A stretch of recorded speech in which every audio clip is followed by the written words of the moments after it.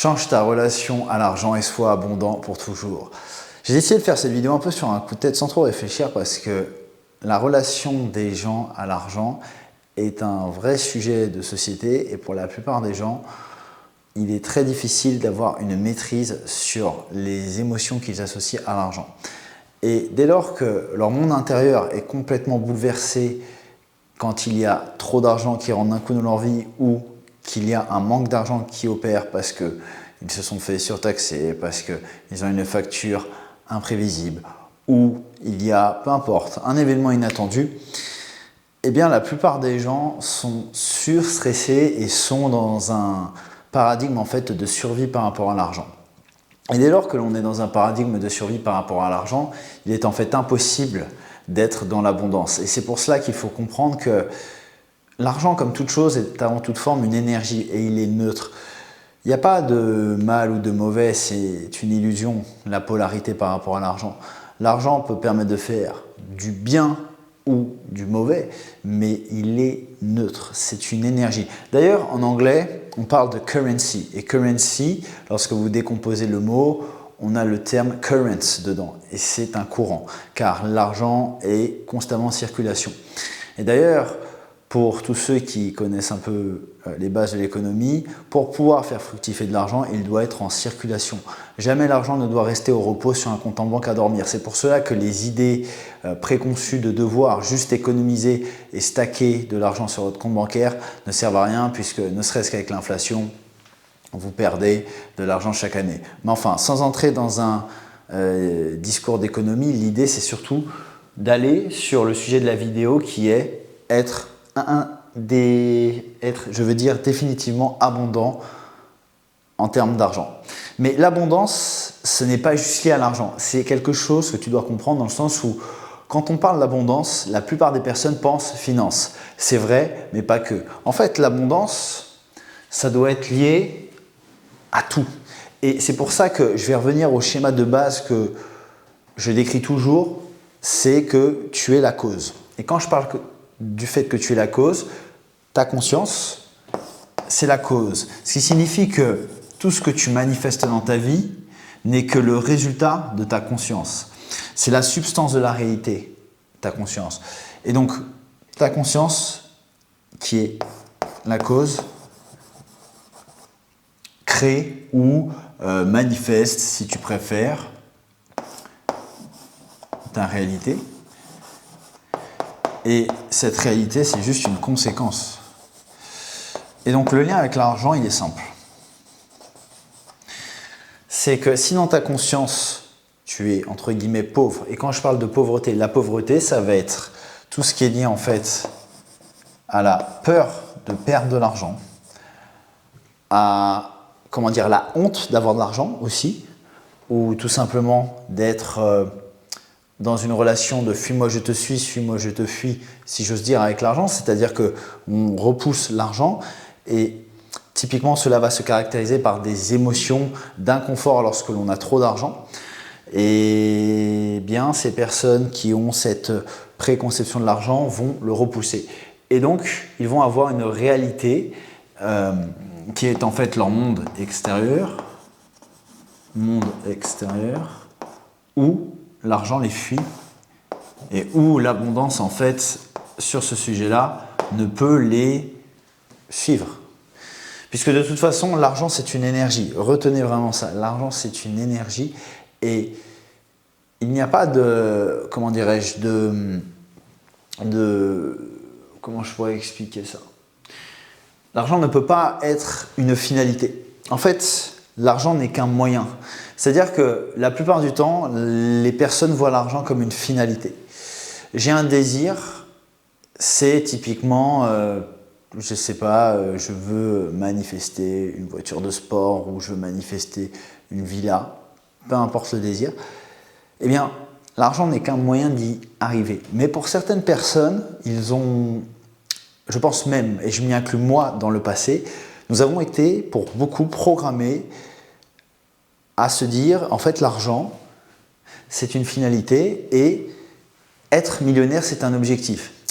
Non, non, non. Être millionnaire, c'est une conséquence d'une valeur apportée à un marché ou d'une énergie donner à un groupe de personnes ou à, on va dire, entre guillemets, j'allais dire une entité, peut-être pas une entité, mais c'est le résultat proposé par un service ou par une énergie qui est transmise. De toute façon, c'est toujours une énergie, car d'un point de vue métaphysique, lorsque, supposons, vous passez d'une réalité, on va dire, où vous avez une certaine somme d'argent, supposons, je ne sais pas, vous avez 10 000 euros. On va appeler ça une réalité R1. Vous travaillez, vous créez un business ou vous bossez, j'en sais rien, 15 ans dans une société, puis vous vous retrouvez millionnaire. Vous passez du coup à une réalité qu'on va l'appeler R2, où en fait vous êtes cette personne qui est, supposons, millionnaire.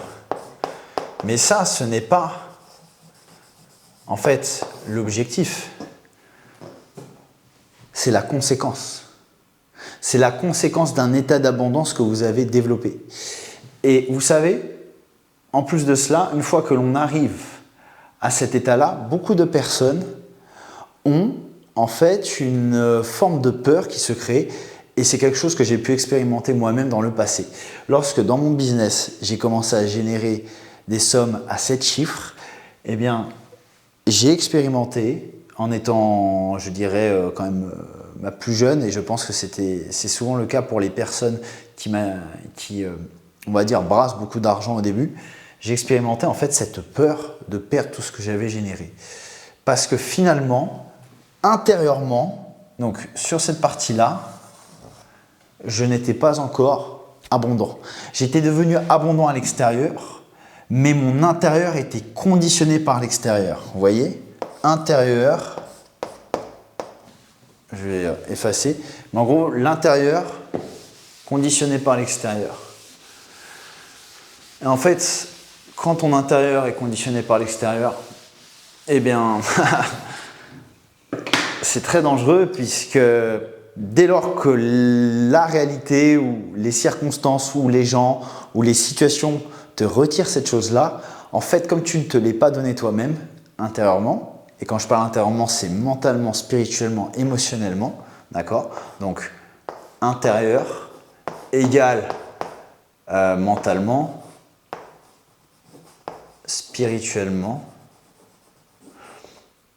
et émotionnellement. Oh, ça bave un peu, désolé. Et en fait, quand ça, tu ne te l'es pas donné toi-même, car oui, il faut se le donner soi-même avant de l'avoir sur le plan physique, autrement dit dans ta réalité, eh bien physiquement, dès que tu vas avoir des tests, que ce soit par des gens ou des situations, peu importe, qui n'impliquent pas forcément des gens, tu as une grosse dépense, ta voiture a été volée, je ne sais pas, peu importe, n'importe quoi, ou ta maison, j'en sais rien, a pris feu. Bon, je prends des exemples extrêmes, mais c'est de dire qu'en fait, si typiquement tu as par exemple, en étant devenu millionnaire, acquis un certain nombre de biens, mais qu'en fait tu es dans un état de stress continu, de peur, d'anxiété et non d'abondance, parce qu'il y a beaucoup de millionnaires, il ne faut pas croire qu'ils ne sont pas abondants. Il y a des millionnaires qui ont ça sur le compte en banque, mais qui sont juste abondants sur le plan physique ici, mais qui ne sont pas abondants à l'intérieur et qui sont en fait dans une survie pour maintenir ce train de vie-là. Et c'est là où le piège existe. C'est que c'est toujours la conscience associée entre guillemets à ta fréquence qui va prédominer. Tu ne peux pas être meilleur que ta conscience. Si ta conscience est dans ce paradigme de survie-là, tu peux faire toutes les actions que tu veux ici, car ici c'est le monde des actions physiques, ton monde extérieur, tu peux faire toutes les actions physiques que tu veux, tu vas toujours en fait revenir à ton état de conscience actuel. Et c'est pour ça que j'insiste vraiment sur cette idée de maîtriser la partie intérieure de soi. Et donc je suis désolé, on n'arrive pas à lire. Attends, comment je vais faire ça? Je vais essayer de prendre une craie rouge parce que.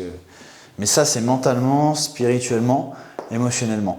Si ça, tu ne maîtrises pas cet ensemble, tu peux avoir autant de cash que tu veux. Demain, n'importe qui te donne une somme qui va au-delà de ta conscience, l'univers va, par ta réalité, rééquilibrer les gens, les situations. Enfin, il ne va pas rééquilibrer ça, il va conditionner ta réalité par rapport à ta fréquence ou ta conscience. Et du coup, en se basant sur ton monde intérieur, et c'est ce qui fait qu'en fait, peu importe la somme que tu auras physiquement, tu vas revenir à la somme que tu, entre guillemets, match ou mérite, même si ce n'est pas le terme, mais que tu attires. Parce que, en fait, ton monde intérieur, la fréquence de ton monde intérieur ou la conscience de ton monde intérieur va manifester la fréquence, on va dire, de la réalité alignée à celle de ton monde intérieur, tout simplement. Ce que je veux dire, c'est qu'il n'y a pas de décalage entre ton monde intérieur et ton monde extérieur. Et en fait, quand on parle de manifestation, ce n'est rien d'autre que le résultat de notre niveau de conscience intérieure. Et donc, du coup, la solution pour pouvoir, si on peut parler de solution, être continuellement abondant, c'est d'aller plonger dans son état de conscience. Donc, je parle souvent du conscient, du subconscient, et aujourd'hui, on peut aussi parler d'un autre sujet qu'on va aborder petit à petit dans les autres vidéos, qui pour moi est vraiment la clé lorsque l'on veut manifester quelque chose de grand, c'est le supraconscient. En anglais, on parle de super conscious. Et c'est ce qu'on appelle the God mind, ou entre guillemets, l'esprit de Dieu. Et en fait, c'est cette partie infinie que l'on a en nous et qui est immanente à nous, c'est-à-dire qu'elle est donc en nous et elle est partout, c'est-à-dire qu'elle est transcendante.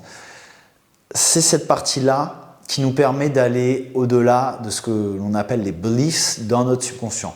Car dans tous les cas, nous avons tous été programmés par l'éducation, par la société, par toutes les expériences de vie, trauma, peut-être même d'anciennes vies. Pour moi, il est évident que nous avons pas seulement une vie en tant qu'âme, mais supposons que vous ne croyez pas à cette théorie, basez-vous juste sur l'expérience de votre vie actuelle.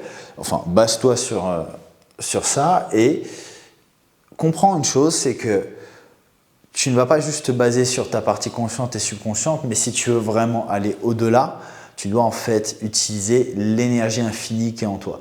Et l'énergie infinie, ça ne veut pas dire que tu vas d'un coup, littéralement, soulever une montagne physiquement, mais en fait, mentalement et spirituellement, tu as la capacité de le faire. Et la raison est simple, c'est qu'en fait, nous, humains, nous avons le pouvoir d'imaginer. Et tout ce que l'on peut imaginer peut être réalisé. Ah, bien sûr, avec un certain prix à payer, avec un certain temps de manifestation et bien sûr avec des contraintes qui sont physiques, mais en fait, nous sommes dans un domaine qui est fini physiquement, c'est-à-dire que toutes les réalités existent déjà. Et donc, il existe une réalité de toi qui est déjà abondant et qui est riche financièrement, en santé, en relation. Cette partie de toi, je veux dire, existe déjà. Et ça, tu dois vraiment l'intégrer. C'est un concept de réalité parallèle où en fait, comme je disais, toutes les réalités existent déjà. Et donc, ton but, c'est de dire, moi aujourd'hui, je suis dans une réalité qui ne me convient pas. Qu'est-ce que je fais ? Je suis là, dans cette réalité où j'ai envie de changer. Elle est associée à une identité actuelle. Donc, ta réalité, on va dire, là, tu es dans un plan qui ne te satisfait pas, où tu as un certain état de conscience et que l'on peut associer en fait à une fréquence vibratoire.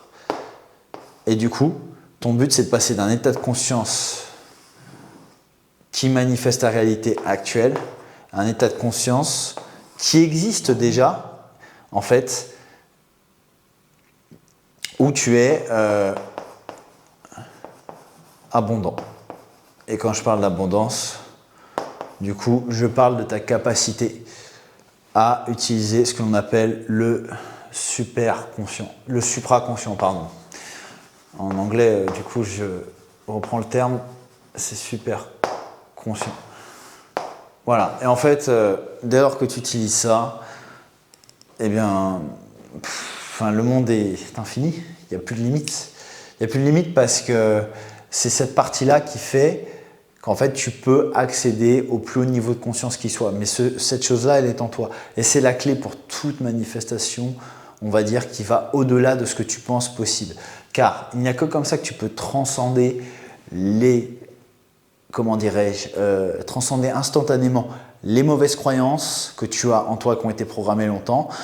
Parce que il y a le supraconscient, le subconscient et le conscient. Le subconscient est en dessous du supraconscient. Le supraconscient, c'est la partie la plus haute, comme je disais, niveau de conscience le plus élevé. Et donc, en connaissance de cause, ton subconscient manifeste ta réalité. Et donc, si ton subconscient manifeste ta réalité avec des croyances en lui qui sont très puissantes, puisqu'elles sont ancrées, comme je disais tout à l'heure, conditionnées par l'éducation et tout, eh bien, c'est à toi de te dire, ok, il va falloir que j'apprenne à me connecter à mon supraconscient pour pouvoir du coup entrer dans un état d'abondance continue où en fait je prends finalement la décision de ne plus être cette personne-là associée à cet état de conscience-là qui dégage cette énergie-là, puisque juste pour revenir quand même sur une chose, en fait c'est toujours une question d'énergie. Si tu dois résumer en fait toutes ces choses-là, tu as une énergie ici de pauvreté, ici tu as une énergie de richesse. C'est très grossier et vulgaire de le dire comme ça, mais c'est vraiment l'idée. En tout cas, si on devait mesurer l'énergie que tu dégages dans un champ à partir d'outils de mesure, c'est ce qui se dégagerait. Et c'est littéralement la réalité. De toute façon, lorsque l'on considère l'énergie d'une personne, il suffit de comparer quelqu'un qui entre dans une pièce et qui dégage ce que l'on appelle un charisme. Eh bien, le charisme n'est rien d'autre qu'une énergie forte associée souvent à un niveau de conscience plus élevé et donc une énergie plus forte. Et ces énergies-là, les gens le sentent, les humains le sentent. C'est quelque chose que l'on ne voit pas à l'œil, mais que l'on perçoit à travers notre œil de Dieu.